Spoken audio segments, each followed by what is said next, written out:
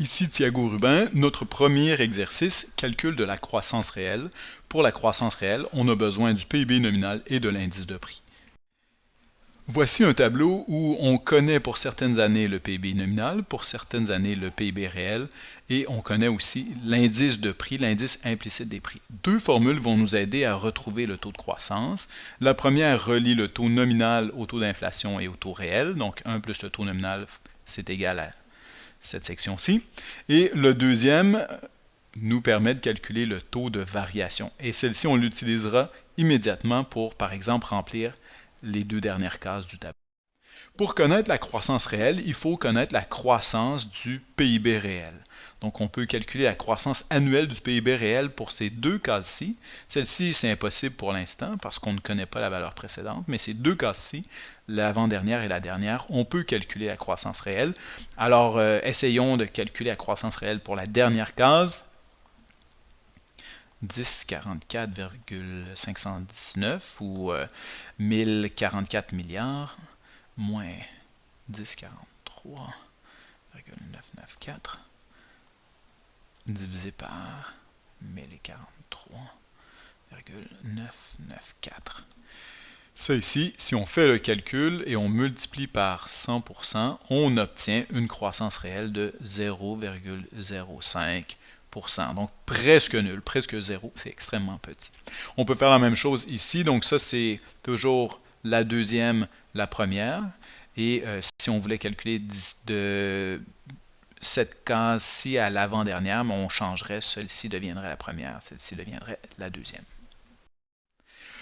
Ce n'est pas indiqué dans le tableau qu'on avait initialement, mais c'est pratique si on veut utiliser la formule que j'ai gardée ici à droite. C'est pratique de calculer la croissance nominale et l'inflation. L'inflation, c'est la croissance des prix, donc on pourrait par exemple calculer la première case d'inflation. Celle-ci, c'est impossible à calculer puisqu'on ne connaît pas la valeur précédente. Donc celle-ci, il n'y en a pas, mais celle-ci, c'est assez facile à calculer. Même chose, celle-ci aussi, c'est assez facile à calculer. La formule, c'est toujours la même. B moins A divisé par A fois 100%. Donc, il s'agit de savoir, ça c'est la deuxième première valeur, ça c'est la deuxième, ça c'est B, ça c'est A. Et on retrouve ici 6,86% de croissance nominale. Évidemment, ce n'est pas une croissance réelle. Ça ici, même chose, c'est B, ça c'est A. Et on retrouve ici 3,27% de croissance dans les prix. Donc, on peut le faire pour chacune des cases, ici, ici, ici, jusqu'à la fin. Et en le calculant pour chacune des cases, on a des taux nominaux, des taux d'inflation, et on peut maintenant utiliser notre formule pour retrouver le taux réel. Par exemple, si vous calculez la croissance nominale pour 2009, vous allez obtenir moins 3,76. Si vous calculez la croissance des prix, 0,08% toujours. Donc, c'est possible d'utiliser ces deux pourcentages-là et d'appliquer la formule, ou enfin de résoudre la formule ici, pour retracer le taux de croissance réel, puisque c'est ça qui nous intéresse ici. Donc, comment on fait? Eh bien, on a 1 plus moins 3,76% divisé par 100. Ça, c'est égal à 1 plus 0,08 divisé par 100. Je vais laisser tomber le signe de pourcentage, fois 1 plus le taux réel, je vais mettre simplement TR, divisé par 100. Donc, il s'agit de résoudre et de retrouver à quoi correspond le taux réel. Donc, 1 moins 3, donc 1 moins 0,0376, c'est égal à 1 plus 0,0008 fois.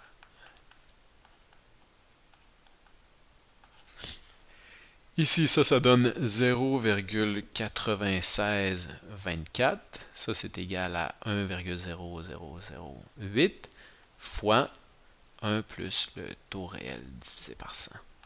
Ici, on peut faire la division. C'est bon. Donc, je vais réécrire ça ici.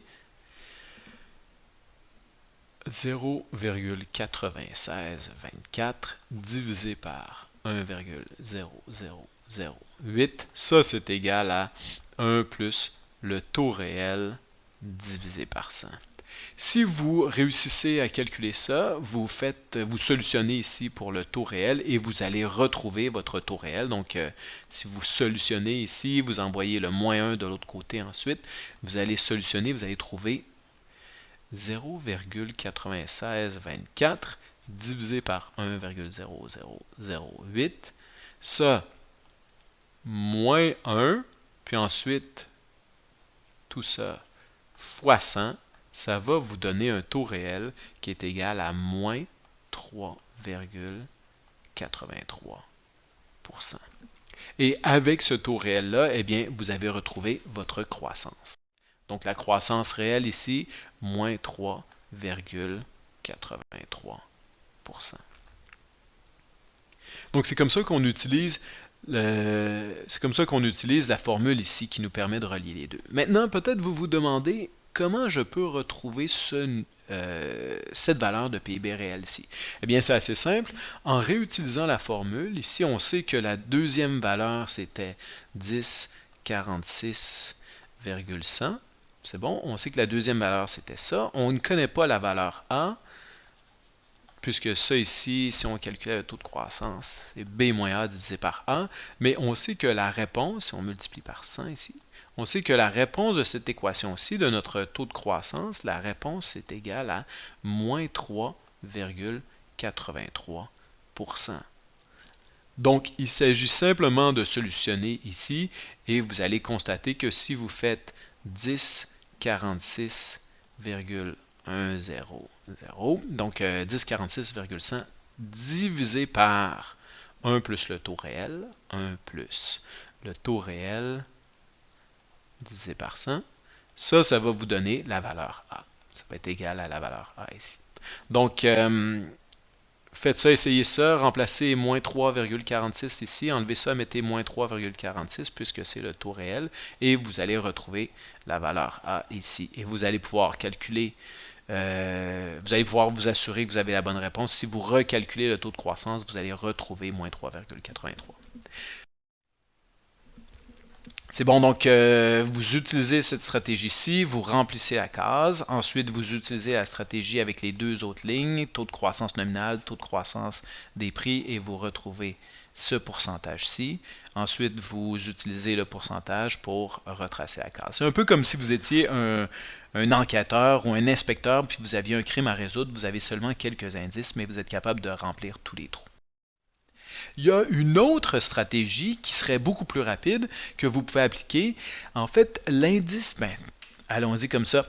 Les prix courants fois les quantités courantes, ça nous donne le PIB nominal. Donc, par exemple, le PIB nominal de 2010, ici, c'est égal au prix de 2010 fois les quantités de 2010. Le PIB réel de 2010, qu'est-ce que c'est? Ici, le PIB réel de 2010, c'est les les quantités de 2010, mais on a gardé les prix constants, c'est même écrit en dollars constants, et ici, on les a gardés en année de référence. L'année de référence, c'est celle qui est égale exactement à 100, c'est 2008.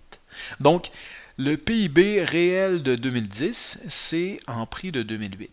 Donc, comment on peut retrouver le PIB nominal ici? C'est assez simple, on peut retrouver le PIB nominal en utilisant la formule suivante. Si on divise le prix de 2008 par le prix de 2010, on obtient un indice de prix qui nous aide à transformer le nominal en réel. Donc, par exemple, si on voulait retrouver le PIB de 2010 ou de 2011, on peut simplement utiliser cette formule-ci. Essayons-le, par exemple, pour retrouver le PIB de 2010. Donc, le PIB nominal, ce qui nous intéresse le plus souvent en économie, c'est le PIB réel, d'accord? Donc, habituellement, c'est ces cases-ci qui vont être intéressantes à remplir. Mais si vous voulez remplir ces cases-ci, vous avez besoin du taux de croissance, et ici, peut-être retrouver cette case-ci. Le plus simple, c'est d'utiliser la formule qu'on vient de retrouver. Alors, le PIB réel de 2010, c'est ça. Donc 10,043,994, ça on le connaît. C'est égal au PIB nominal qu'on ne connaît pas, fois l'indice de prix de 2010, 100,15 divisé par, l'indice de prix de 2008, 100,00. Donc l'indice de prix de 2008, ici, divisé par l'indice des prix de 2015. Merveilleux. Alors on retrouve la réponse. Si vous faites le calcul, vous allez vous rendre compte que le PIB nominal, c'est égal à 10,43,994 divisé par 100 fois 100,15. C'est bon, donc j'ai simplement envoyé ça ici de l'autre côté, j'ai envoyé ça ici de l'autre côté, et j'obtiens mon PIB en prix de 2010. C'est bon, le PIB nominal de 2010. Donc, à quoi est égal le PIB nominal de 2010? Eh bien, ici, si vous faites le calcul, vous obtenez 1042 ou 1042 milliards et 430 millions de dollars. Calcul du taux de chômage. Pour calculer le taux de chômage, on a habituellement besoin de la population active, de la population inactive et du nombre d'emplois. Donc, active, inactive et nombre d'emplois. Vous avez peut-être, et avec ça, on peut retrouver le taux de chômage, le taux d'activité, le taux d'emploi. La population totale est composée de différentes sections. Il y a les 15 ans et moins et les moins de 15 ans et 15 ans et plus. Il y a les inactifs et les actifs. Puis finalement, parmi les actifs, il y a les chômeurs et les travailleurs.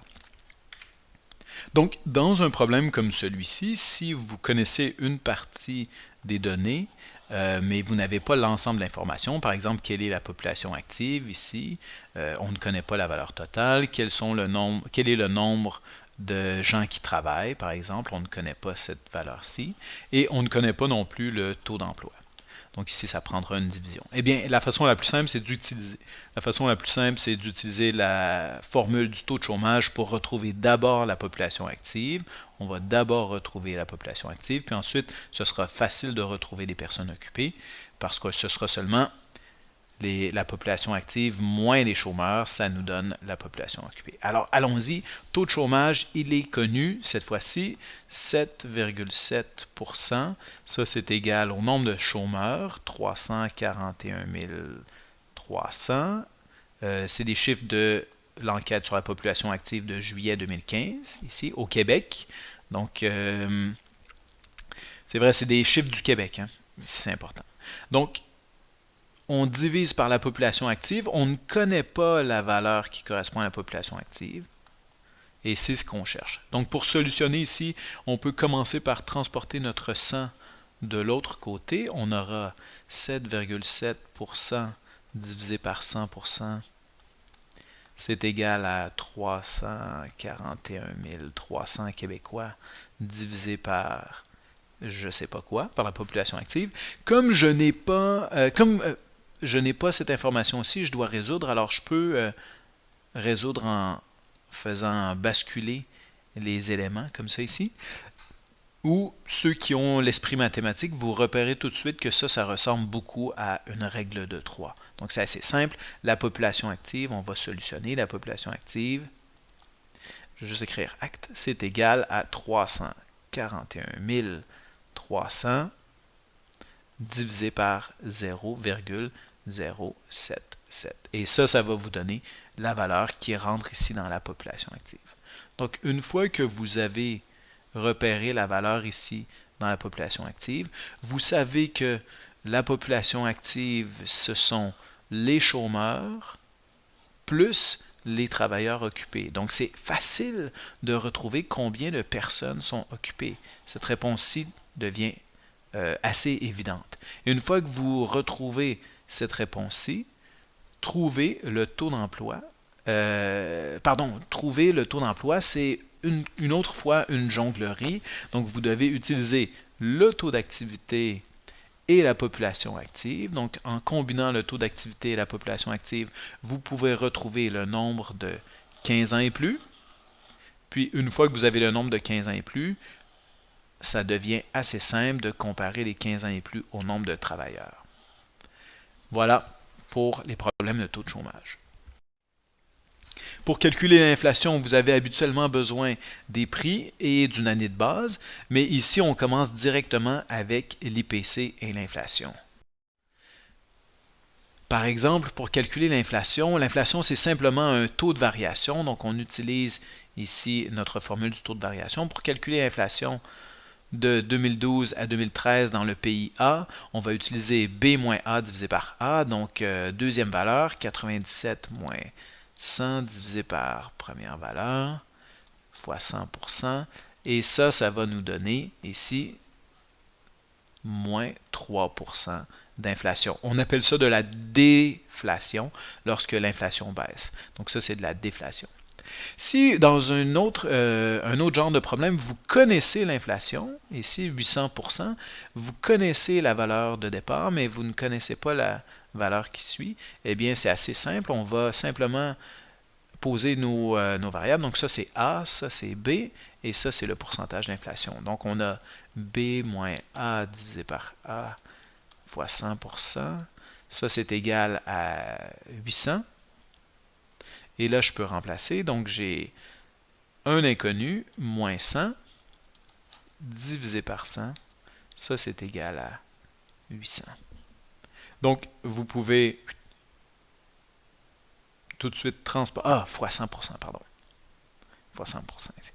Donc, vous pouvez tout de suite transporter certains termes de l'autre côté. D'ailleurs, vous voyez, si on continue ici, vous voyez que si j'ai moins 100 divisé par 100 fois 100%, ça ici, ça va s'annuler avec ça. Et ça donne 800 ici. Donc, je vais continuer ici. J'ai un inconnu moins 100. C'est égal à 800. À quoi est égal mon inconnu? Eh bien, mon inconnu est égal à 900. C'est bon, je transporte simplement mon 100 de l'autre côté et c'est égal à 900. Donc, l'indice des prix ici va être égal à 900. Voilà,